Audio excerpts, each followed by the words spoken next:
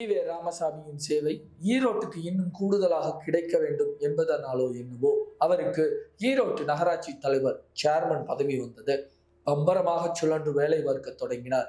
பல ஆண்டுகளாகவே ஈரோட்டு மக்களுக்கு இருந்த பிரச்சனைகளை தீர்த்து வைத்தார். அது மக்கள் மத்தியில் பெரிதாக பேசப்பட்டது. அப்படித்தான் சேலம் நகராட்சி தலைவராக இருந்த ராஜாஜிக்கு ஈவே ராமசாமியின் பெயர் அறிமுகமானது. ஈவே ராமசாமியிடம் பழக ஆரம்பித்த உடனே ராஜாஜிக்கு புரிந்துவிட்டது, இந்த மனிதர் காங்கிரசுக்கு தேவைப்படுவார் என்பது. காரணம், அப்போது ஈவே ராமசாமியின் வசம் சுமார் 30 பதவிகள் இருந்தன. பெருத்த மக்கள் செல்வாக்கு, பிராமணர் அல்லாதவர் வேறு போதாது, எப்படியாவது அவரை காங்கிரசுக்குள் சேர்த்து கொள்ள விரும்பினார். முறைப்படி அழைப்பு விடுத்தார். ஆனால் கட்சியில் சேர ஈவே ராமசாமிக்கு ஆரம்பத்தில் விருப்பமில்லை.